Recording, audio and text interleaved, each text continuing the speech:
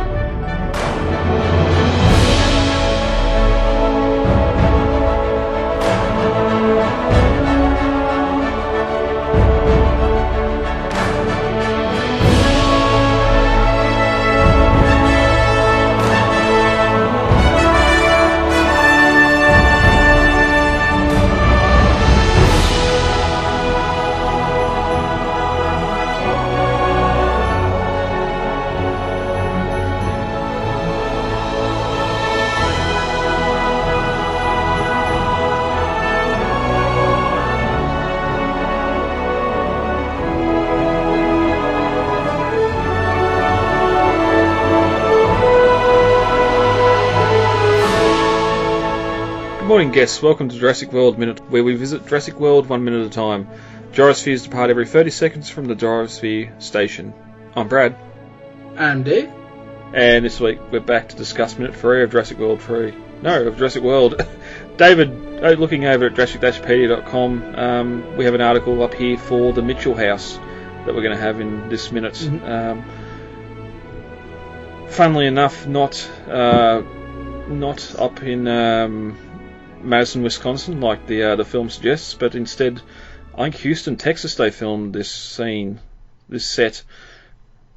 Yeah, I can't remember exactly where. I think it was down in Texas, something like that. All I remember is it was somewhere warm, because I remember all the behind-the-scenes pics of there's this neighborhood, and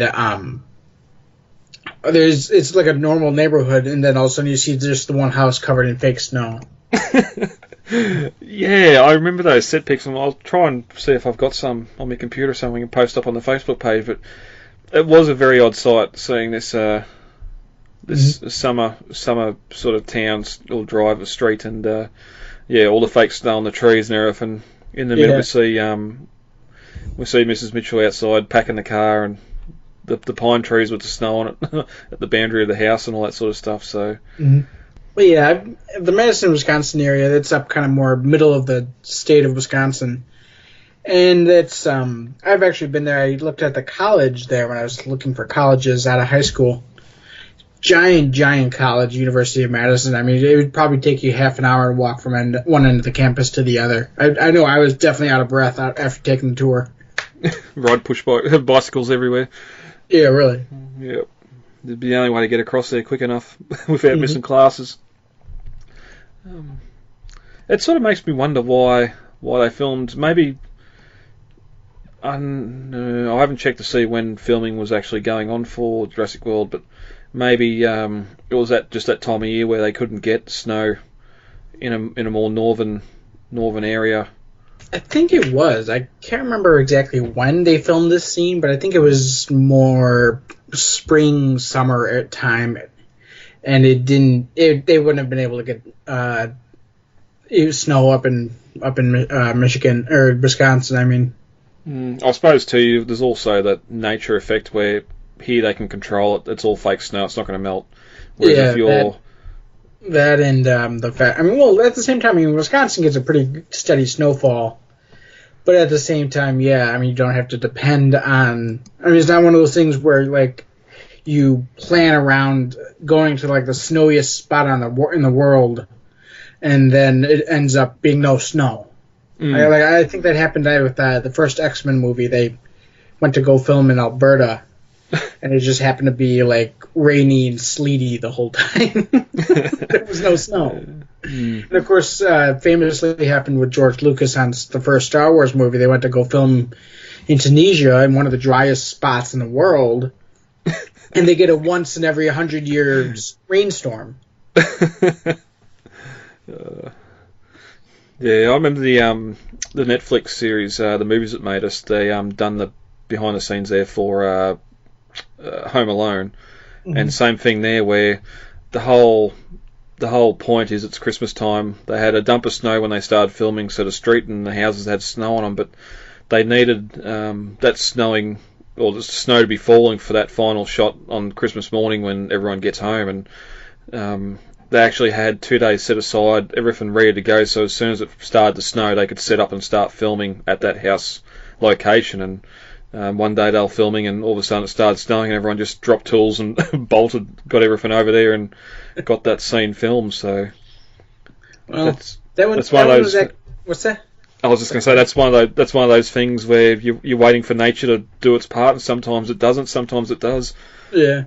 That one was actually filmed in, I think, on the north side of Chicago. And we have a saying around here in Chicago, if you don't like the weather, wait 5 minutes. Yeah. Well, as we're seeing currently as well, it's not just the weather that you've got issues with outside now, so that's all, filmmaking's a tough business. Anyway, back to the Mitchell House. Head over to jurassic-pedia.com and have a look at the Mitchell House listing there. It's not a very long one, just sort of outlines its use in the film.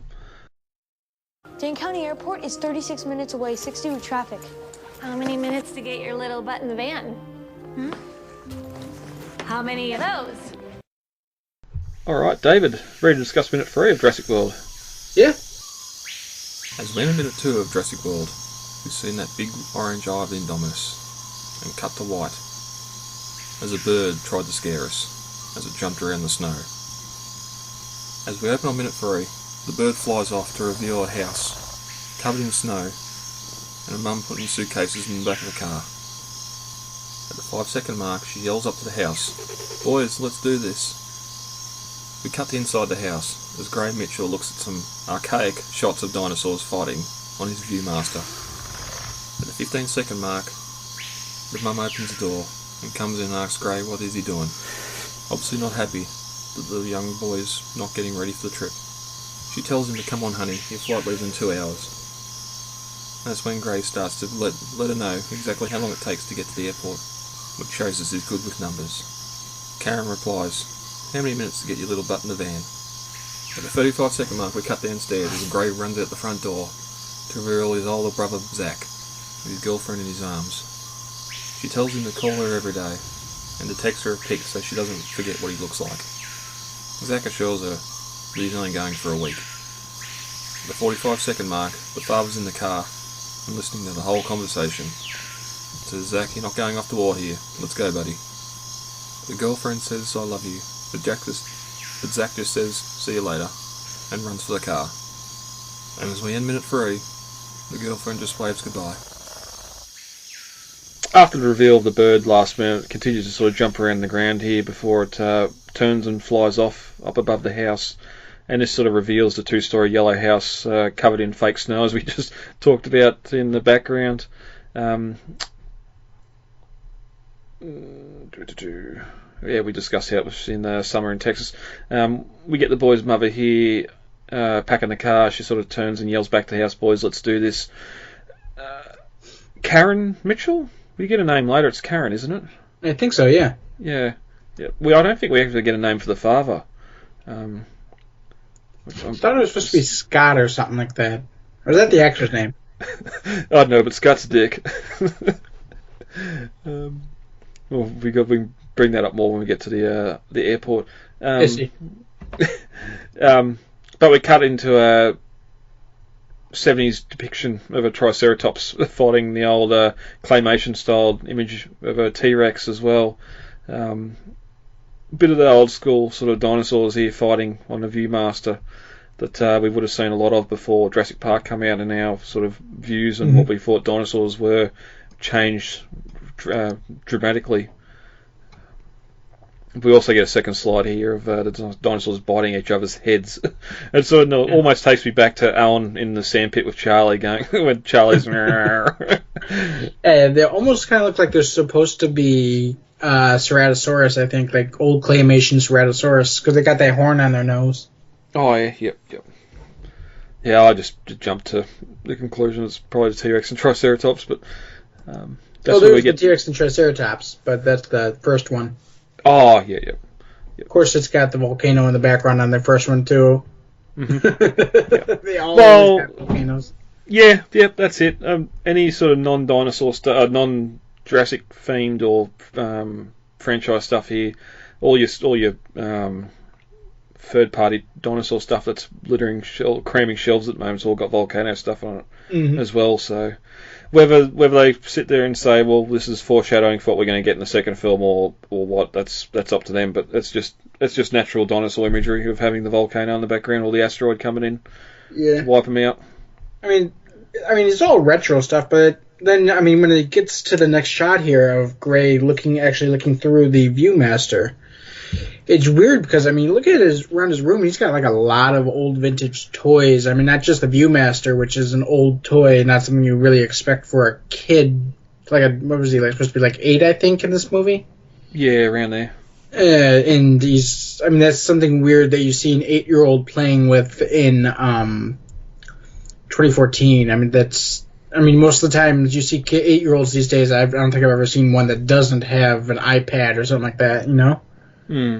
Yeah, there's a lot of sort of older sciencey type toys. I think there's some rockets there on the shelf for a shuttle, and a lot of sort of other dinosaur stuff as well. Where you'd think here, where the park's been open for 10 years, it'd be like Disney. There'd be marketing and toys and stuff everywhere, flooded the world. Now maybe they're not that well off, but you'd think with Claire they should send some sort of bundle or some presents from Claire would always be Jurassic World themed stuff, because that's what she'd get Zara to get, or someone to get and send to the nephews. Yeah, I mean, some of these rockets too. They go back. That one in the front and the foreground there, almost looks like it's from a toy from the 1950s. Same with the wind-up robot he's got laying on its side. You know? Yeah. Yep. And then he's got a couple, I think it looks like an Imperial brand dinosaur toys on the shelf in the back. Got a couple of Patasaurus and a Brachiosaurus.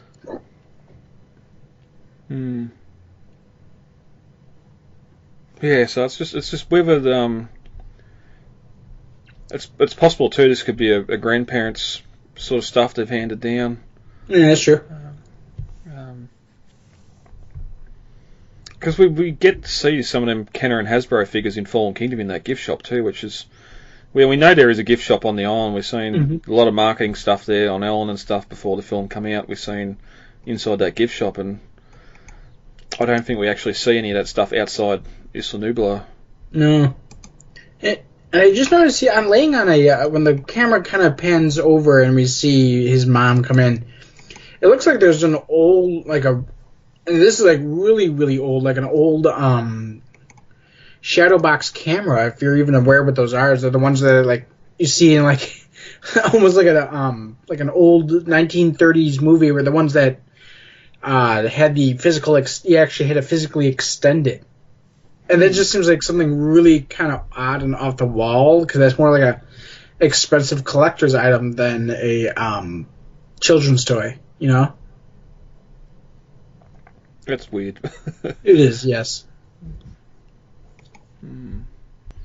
I just looked down to the novel stuff. I thought there was some sort of something to say that he got this stuff from grandparents or something, but it's not. It's just the fact that he got it when he was 5 and he'd been, or 3 when he'd been looking at Viewfinder for 6 years. So it's not that, don't know. But as you said, yeah, Mrs. Mitchell, or Karen, comes in and sees Gray sitting there with the viewfinder. She hurries them along, saying their flight leaves in 2 hours, which cutting it a little bit close. Okay, what airport, especially when you're flying internationally. Yeah, I mean, you gotta go through the TSA, and then you gotta go through customs, and then you gotta go through. I mean, it's just nobody's there. I mean. Okay, I'll admit, I did fly to Dublin a couple years back, and it did not take as long as I expected it to.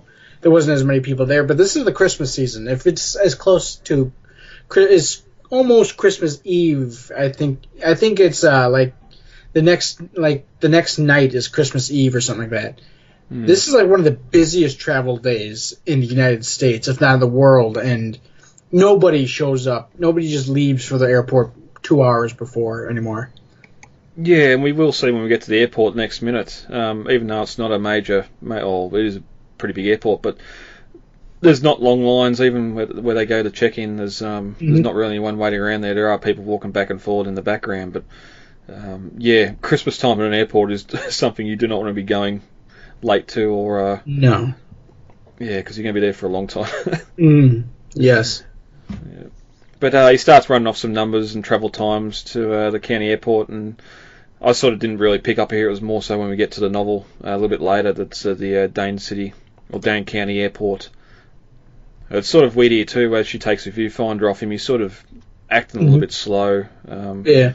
Well, I think there's been a fan theory for a while now that Gray is meant to be on the autistic spectrum. And that's fine. I suppose we don't really need. Well, yeah, we did need someone to call it out. Even if Zach, if Zara later when she says, "Does he ever slow down?" and he just says no. Well, the weird thing is, honestly, is that it's never explicitly stated, but it's not even implied either. I mean, he does have a medicine bottle next to on the bedstand next to his bed, along with a vintage Star Wars snow speeder.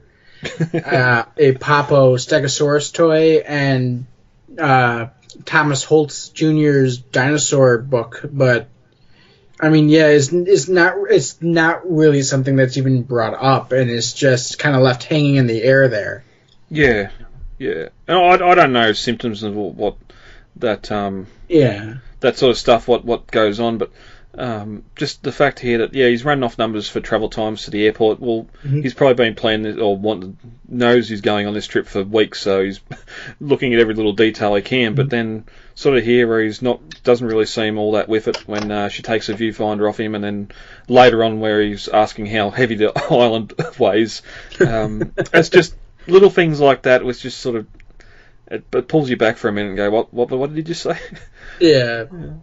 Right. And that's the thing. If he's supposed to have some sort of disability or illness or something like that, then that's fine. But we sort of need to know instead of just what's this kid on?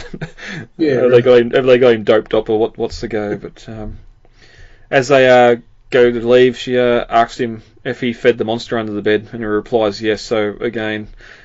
Yes, I'm sure a lot of kids his age have imaginary friends and all that sort of thing, but just sort of weird. Again, monster under the bed, yep, I fed him. Considering we're going to go and see some real monsters later on. Mm-hmm. Well, that might have actually been a bit of a more foreshadowing. Plus, if he is supposed to be like 8 years old or anything like that, that is kind of a natural fear a lot of kids have. Or it might just be like a fear he had when he was younger, and now it's just a kind of a running joke that he got since he got over it, you know? Yep.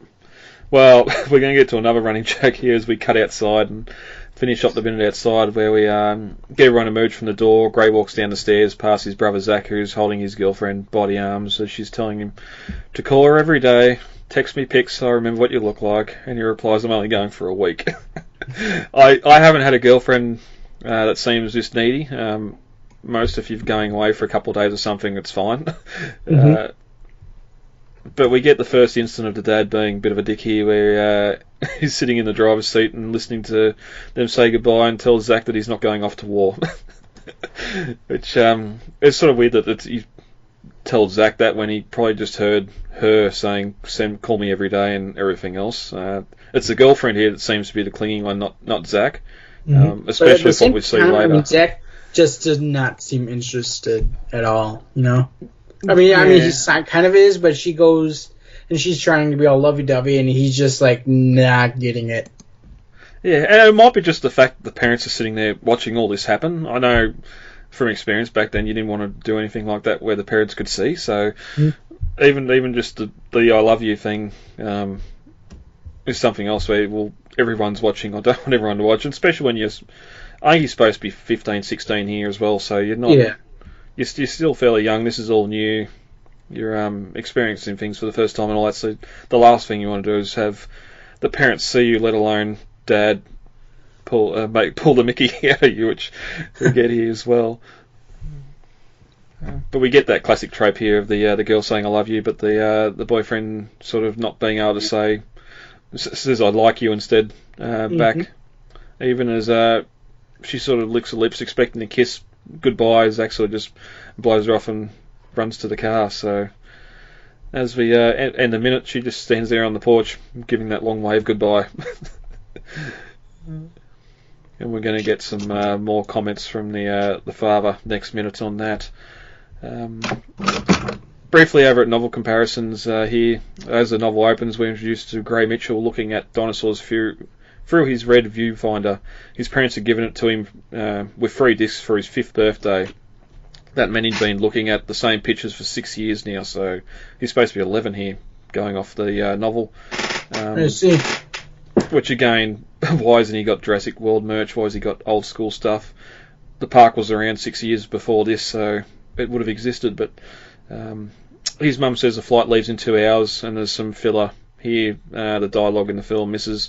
Dane County Airport is 38 miles away, 60 with traffic, and Gray's described as being good with numbers. So again, there he's a bit of a whiz kid with numbers, but not necessarily autistic. So yeah, but again, I think I've heard that like high functioning autistic people are supposed to be good with numbers. Yeah, again, I mean that might just be generalizing. So that to really tangent here, that the TV show The Good Doctor. Yeah, I watched that too. Yeah, I don't watch it. I've just seen the ads for it. Is he autistic? I know he's got some. Yes, he is meant to be a high functioning autistic. Well, yeah, there you